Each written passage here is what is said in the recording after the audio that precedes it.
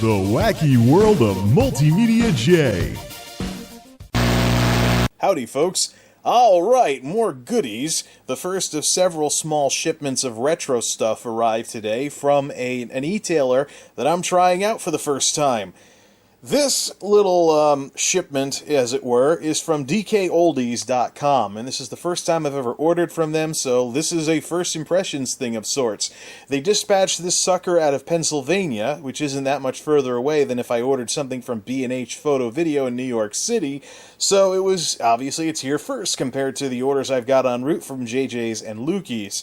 So I found out about DKOldies through some inadvertent advertising. Right now they've got a bit of a clearance sale going on, and basically what's happening is because they're pricing their stuff at blowout prices, when you Google shopping search for something on Google Shopping, they often show up as the lowest price right now, depending on what you're searching for. If you're searching for an item they have on sale, they basically... it shows up as result number 1. So I went looking for some things, and it was DKOldies, DKOldies, DKOldies. Finally, I checked out DKOldies' website for the first time and added them to the list of e-tailers, and decided to give them a try by actually placing an order. So, what we have here is a SNES game and a third-party N64 controller. Now, so far, the biggest issue I have with DKOldies is their shipping methods. They didn't win a stupid shipping award for horrible packaging or anything. Matter of fact, they bubble-wrapped the heck out of the game, so that's good. They sent everything, though, in a United States Postal Service flat rate, if it fits, it ships, padded envelope. Now, flat rate shipping is a little primitive, and sometimes I wonder about the numbers as to whether weight-based shipping would be any better. I tend to associate flat rate shipping with USPS selling it in terms of simplicity. Hey, you want to ship without too much hassle or too much cost? Try these. But if you go down to the razor's edge on the fine details, yeah, I'm not so sure about that. So, I'm wondering if there might be issues with DKOldies having issues with their shipping fees. Sometimes people are turned away if the shipping fees are too high. So, I'd have to see, it depends on what flat rate packages they're using in terms of the if it fits, it ships type thing. So, we'll have to see how that pans out. So, it wasn't too bad this time around, like $5 for 2 items, but yeah, that's a little high. But anyways, we'll go over the numbers at the end of the video. For now, though, let's check out some things here and there, see what we got. So, first and foremost, for games, we have Pushover on the SNES, or if you want to be literal about it, This Game Is No Pushover, starring G.I. Ant, or featuring G.I. Ant, so tacky name, but Pushover is an action puzzle game on the Super Nintendo that I used to play over the girl gamer sitter's house back in the day. Remember the sitter I mentioned in previous videos who lived up, even though I'm not a big fan of stereotypes, she really liked living up to all the girl gamers stereotypes about girl gamers playing all RPGs and puzzle games because she played, for the most part, RPGs and puzzle games. This was one of the puzzle games she had. I checked it out, and it wasn't Tetris or falling blocks, falling pills, falling anything, and I actually found it interesting, kind of like Kablooey. So I figured I'd pick it up. Plus, this was on clearance, so they had this. I already can tell you, this is a score of the day as far as price goes. So, anyways, let's see this console. Let's see this cartridge here. No, this is a console, all right. Incredible condition. Like new, I will not need to clean up this cartridge at all, which is a far, far cry from the ratty stuff that I've been getting from the secondhand shop in this area, or around here that I've been getting the other games from. No cleanup required. This is in great shape. This could pass as a cartridge I've had since childhood. Shiny and everything. I don't know if they're cleaning their inventory to make it look nice, but I am thoroughly impressed. And this is kind of how things have been going with a lot of these retro e-tailers online, too, is basically, they actually take the time to clean their stuff, or they do like JJ's, and they take pictures of their inventory so you know what you're getting, and you can pick, the condition that you want. So, good stuff all around, although I do have, hiding back there, I do have the alcohol ready to go to see if they bother cleaning the contacts, too. Super Nintendo games can be a real mess when it comes to dirty contacts, because it's the games that are likely to be the dirtiest as far as contacts go. NES games, people knew that they had to clean the stuff with alcohol so their games wouldn't blink, so I tend to find that SNES games are the worst. N64 had something where the contacts were a different metal or something. I've never seen N64 games get too dirty. It always seemed like NES and SNES games got dirty a lot faster than N64 games did, and people were more on top of keeping NES games clean than SNES games because the SNES didn't have the blinking problems that the NES had. It was possible for dirty contacts to cause SNES games not to work, but far less common. So, if anything, I expect SNES contacts to be nasty from not being cleaned. With how great a shape this cartridge is in, maybe a little bit of fading on the label or something like that. Is that faded? Who knows? A difference in the colors, maybe? I don't know. Either way, the cartridge is in great shape. This could pass as a game I've had since childhood. We like that. Good job, DKOldies. Great first impressions. And now, we have a controller that's taking a dive right off of the table, or desk, or whatever this is supposed to be, computer desk thingy. Let's try that again. This is the Tomy third-party N64 controller, new of course. This is one that I'm interested in because it looks, number one, it looks like a Batman logo. Number two, check out that analog stick. It's a little different than what the N64 shipped with. Now, one of the biggest issues I've had with the N64 at any time during the time I've had an N64 is build quality on the controllers. The build quality on the N64 controllers are easily the flimsiest Nintendo controllers I've ever had. GameCube's better, SNES is better, NES is better, Wiimote's better. Everything else, both before and after the N64, is a lot more solid feeling. And especially the analog stick. The N64 analog stick, I understand, was the first mass-produced analog stick back in the day. I don't know if people want to count the Atari 5200's analog joystick, but those controllers were crap, so let's give the trophy to the N64. But yeah, the N64 has a first and worst kind of design for the analog stick, which is basically plastic rubbing against plastic with zero lubricant of any sort, so eventually what happens is you have to take the controller apart to clean the dust out from all the grinding plastic, maybe spray some silicone spray on it or something to try and maybe cut down on some of the wear and tear, but I've seen some really nasty and really floppy, worn-out N64 analog sticks, and a lot of it's the design. This controller, on the other hand, uses a significantly more contemporary metal ball-type design thing where it's made out of metal.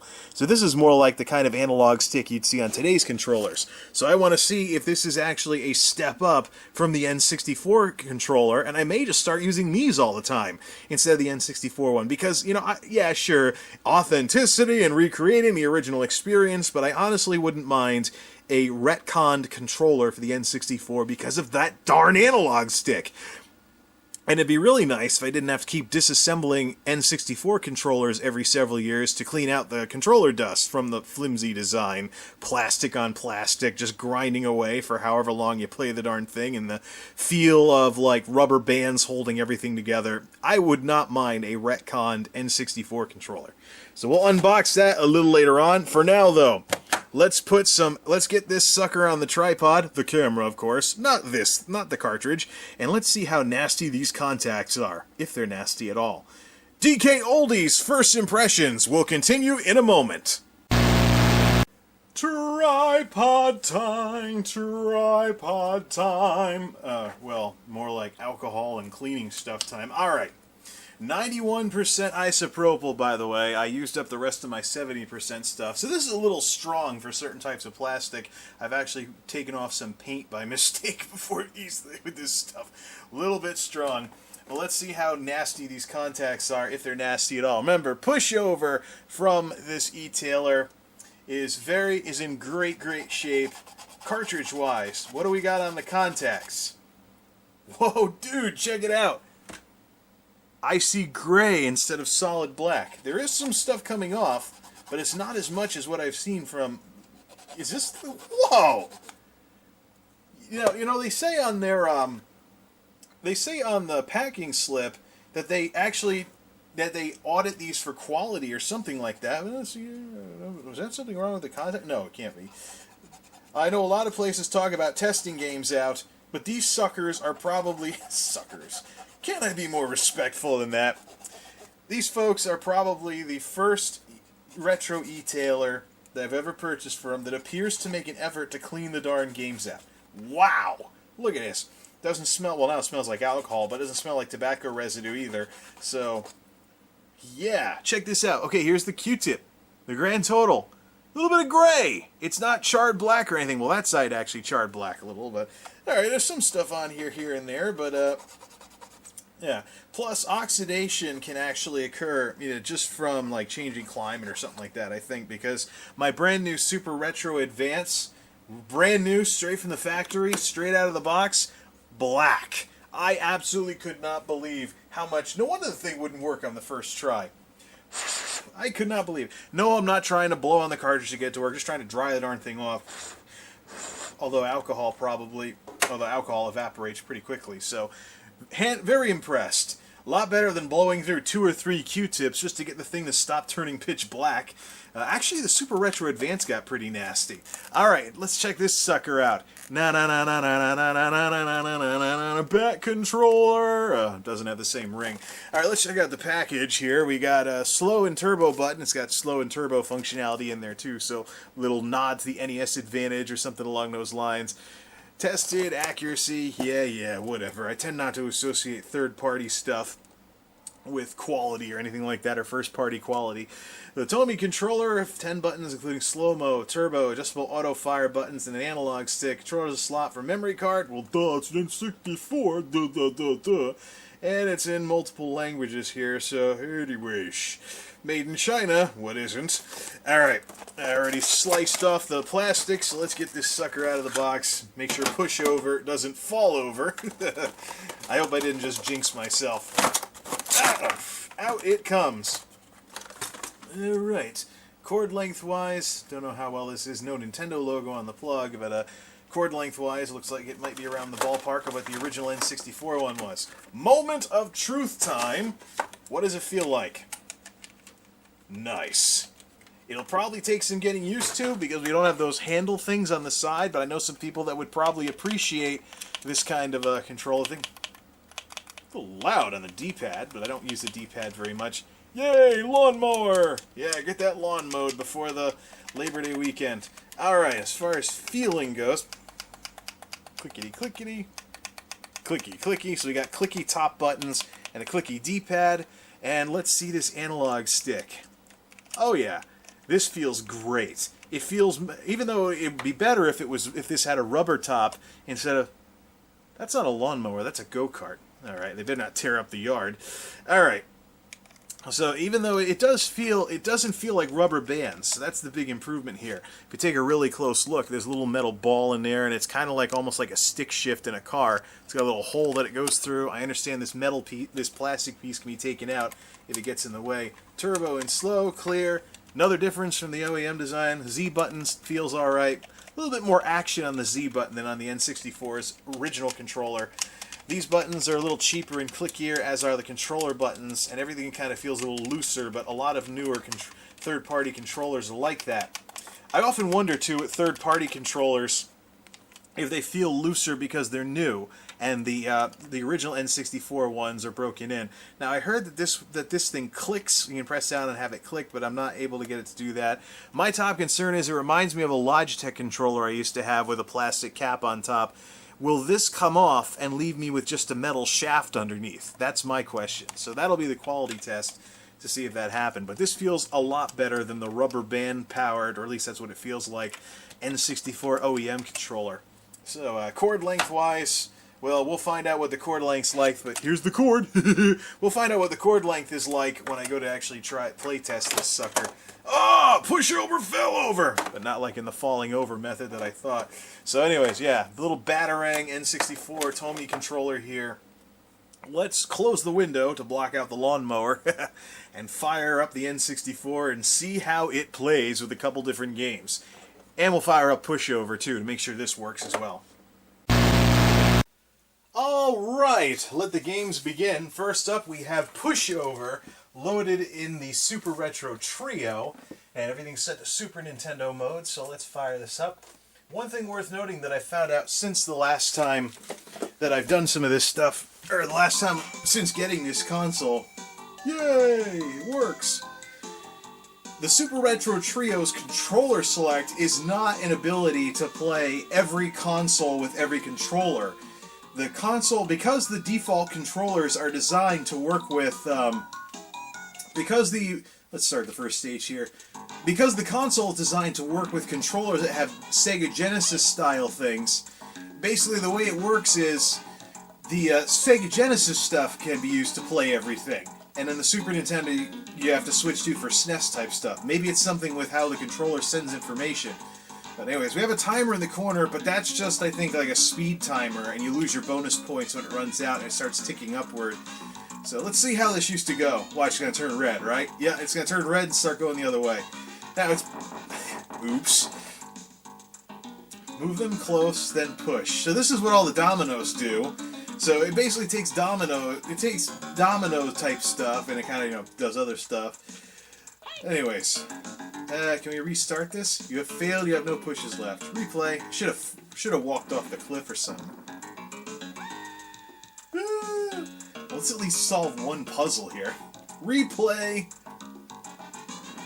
All right. I think the simple way that wrong button. Try again. Which of these picks up the dominoes? I think it's B. It's not A, that's for sure. Yeah, I haven't played this in decades. Yep, there we go. Just don't stand in front of it. Alright, there we go. And go.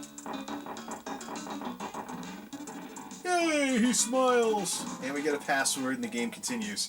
So that's basically it. Just dominoes with different types of dominoes that do different things. And every single time you complete a stage, you get a very short password. And the interesting part about these old password games, and especially these puzzle password games on the SNES, I'll often take... Oh, the demo's starting. I'll often take my digital camera and I'll snap a quick picture of the screen. Same thing with high scores, too, on the old NES games.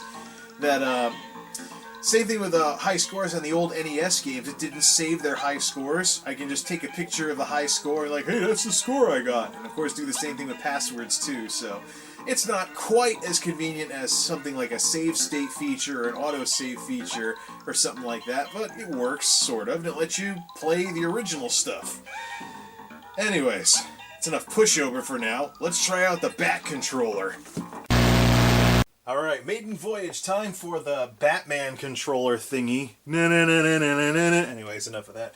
Alright, we're going to be playing Cruisin' World, which is a driving game that on the N64 that I have been playing a lot of lately, trying to work my way through this game. Now, chord length-wise, the length of these chords, the length of the chord on the Tomy controller is roughly about the same as the N64 one. So if it's too short for your taste, consider an extension cable, which, some retro suppliers sell. Oh yeah, listen to that music. Where's my remote? Turn it up. That's about as 90s dance music as it gets, ladies and gentlemen. Put the volume back down and let's do some playing here. Yes, I want to continue a save game. No, I don't want to continue in championship mode. Stop, stop. End. There. Yeah, end. We'll do that later. No, I don't want to play it. I just want to race through Germany. Alright, practice. There we go. Practice cruise. Choose your car. Knight Rider mobile? I don't know. I don't know what these cars are supposed to resemble in real life. We're playing this over S-Video, by the way, which is being brought to you by the Universal AV cable from GameStop. One of the few S-Video cables. It's supposed to be for the GameCube, but it's backward compatible with the N64. But this is probably the first S-Video cable I've gotten that didn't checkerboard everything all the heck. The only checkerboarding going on the screen right now is being introduced by my AV switch. Anyways. 90s hip-hop. This game has so many 90s references. Ready? Alright. Change to the... So this is Germany course, but I'm going to change the Asia Minor stuff. Alright. I might... Wow. I might be a little too used to the OEM N64 controller and having to compensate for its very rubber bandy feel, because this is a little jumpy. Yeah, definitely gonna take some getting used to. The control stick feels nice and smooth, and it doesn't have as much resistance to left and right movement as the OEM version of the controller does. So it does feel a little different, and it does take some getting used to. Let's see. Let's try making subtle movements. Subtle movement. Ah! Okay, the subtle movements on this controller are not so much. Or maybe I'm just too used to the rubber bandy feel of the original controllers. There seems to be a little bit of a dead zone on this controller. So you tilt the stick a little and nothing happens, and then finally you move it a little and you move. So, okay, there we go. Managed to pull off a slight turn there. A little bit of nudging. Let's try the digital. The digital controls aren't going to work for this game. I think Cruisin' Exotica had the digital controls. So, wow, yeah. This is going to take some getting used to. The big thing is this dead zone. You don't start... It almost defeats the purpose of an analog stick. Well, let's at least finish the race, if that's even possible. Alright, so what I've been hearing about these third-party controls... Beep, beep. What I've been hearing about these third-party controls is that the analog stick will work for a Mario game, but it won't work very well for a driving game where you need a little more finesse. So let's try some other games here.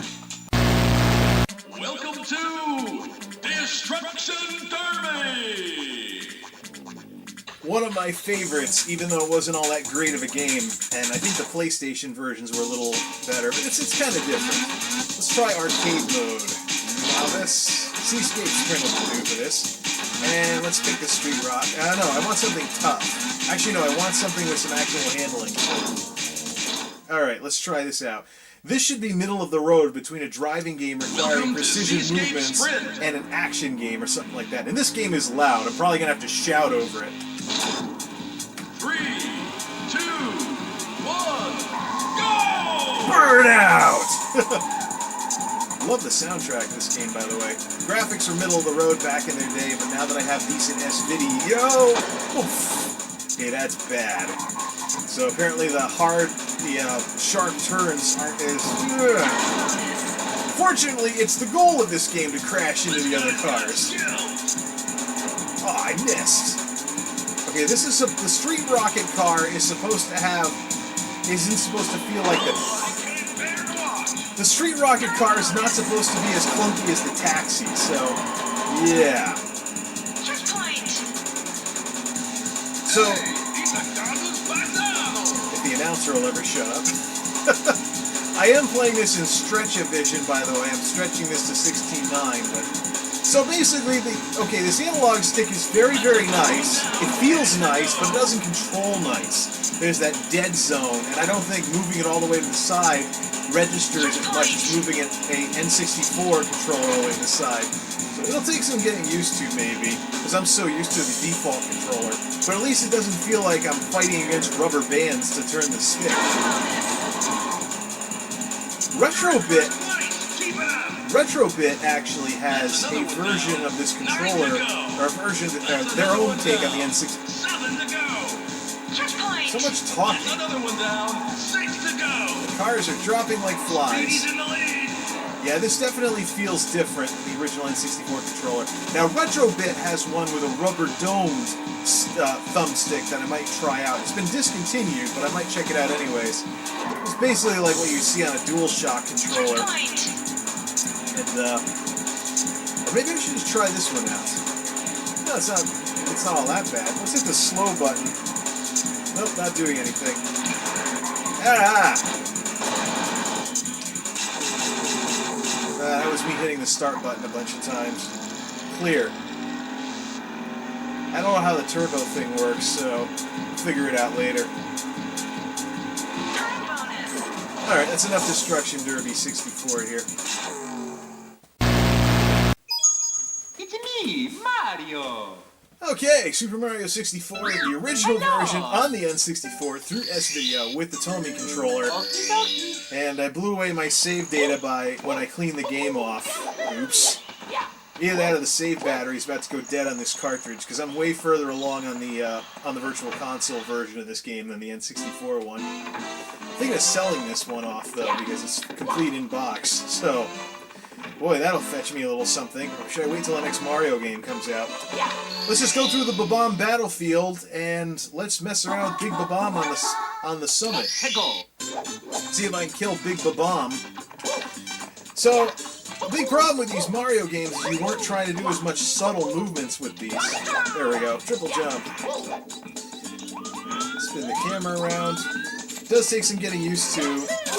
Oof. Yeah, like I've been saying all along. Yeah. If you're used to the handles on the N64 controller, it takes some getting used to.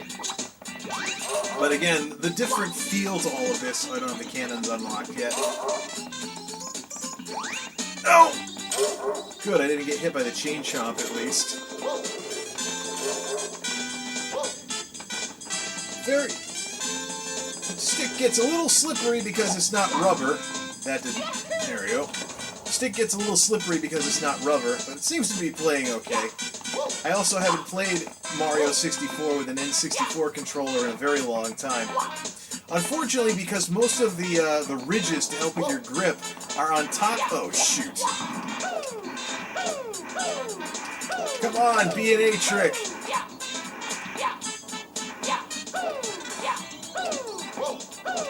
Skill, baby, skill. Ah! Okay, let's try that again. I spoke too soon and jinxed myself. Well, don't want to do this too long. The Red Super 8 guys might throw a hissy fit because I'm camcorder Let's Playing. Sort of. Alright, anyways, because the ridge things that you're supposed to get your grip with are on top of the analog stick, when you're just thumbing the edge of the stick like what I'm doing right now, it does get slippery very fast. So that's actually a step down from the original design. I'm thinking maybe Retrobit had the best idea. They had a more modern analog stick with a rubber dome. Maybe I just put, or I could mod this, put a little bit of rubber on top of this thing of some sort. Rubber washer, rubber cover, something like that. But this plastic doesn't work, especially as your hand gets all sweaty. Not with all the grip on top. It's actually getting more slippery than the original design did. Oh, come on. There we go. At least picked him up. Come on, two more. I wonder if I can do this without getting thrown off the mountain. Let's see. There we go. Yeah. Especially when your hands get all sweaty, this gets really slippery really quickly. Okay, maybe this wasn't such a good idea. There we go. The lack of handles on the side, too. If you were used to the handles on the N64 stick, I know it really wasn't the best controller out there, but if... Oops. Good, he turned around the other way. That wouldn't have been good if you threw me in the same direction. Mario. Alright, finally.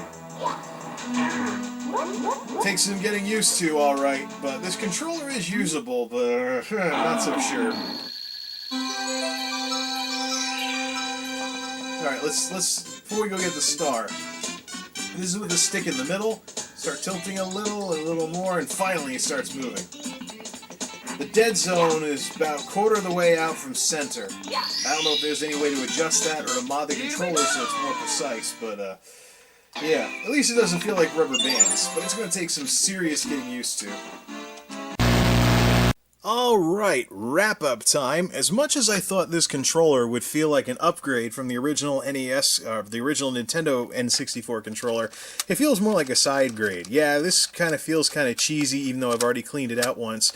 But it's not all that floppy of a analog stick, but you can take a look in there, you can see the dust already forming up, even though I did spray some silicone spray into this thing. But I don't know, maybe it would have been worth it to get a replacement analog stick kit or something like that. This does feel better analog stick-wise, but unfortunately, see, this has the grippy stuff on a more dome type, kind of more convex shape. This is more flat, so that's why it was slipping all over the place. Once your hand starts getting kind of sweaty, like today with our surprise summer weather right in time for Labor Day, once your hand starts getting sweaty, this starts getting really slippery around the edges, especially in Mario games. So I don't know. I may have to find a way to mod this to put some rubber over the top. And I'm concerned about the whole top piece coming off and leaving me with nothing but a metal shaft. I've had Logitech controllers do that before. So, yeah. It feels more like a side grade. It'll feel different, and it'll take some getting used to, but it's not really the improvement that I thought it would be over this thing. So, anyways, let's go over the numbers here. So, the Batman controller, as I'm going to affectionately call this thing now, this controller is, it has an MSRP around 20. A lot of people have it on sale for around 14, 15-ish or so. There's some places that have an extremely low sticker price, but that's because once you pay for shipping, you're back up around the 14 mark or something like that. I got it for 14, and so, yeah, not all that great, though. It feels more like a side grade from this controller. Maybe I should just keep it as a backup in case this one breaks, because my other N64 controller does have a broken analog stick, and it won't work correctly, so I'd have to repair that with a replacement stick kit or something along those lines in order to get that one back in business. As for Pushover, I said it was a score of the day. How much of a score, you might ask? Looks like these two are like giving it a hug or something. How much of a score, might you ask? Well, the current eBay range for Pushover on SNES, are you ready for this? It's from $6 to $23. Some gouger on eBay is trying to gouge someone for $23 for a loose cart of this game. Good luck! Maybe because there's a complete in box at the $24 mark, so they really think the box and manuals are only worth $1? JJ Games, out of stock, would have sold it for $6 at the bottom of that range. Lukey's. This is one reason why I'm not really too thrilled with Lukey Games in terms of buying games, and would rather buy accessories from them for the most part, and that's how I've bought that's been the pattern so far. I've bought more accessories like the Retro Trio and Super Retro Advance from Lukey Games than actual games. Pushover on Lukey Games, $17.47. Youch! Actual retail price from DKOldies. So the range was 6 to 23 earlier. $6. Bottom of the darn range. Oh yeah. And it was a clearance price too. So, score of the day, awesome. Blah of the day, that. Old reliable, that. Because this still works. There really isn't much wrong with it. It's just I don't like the way the stick feels.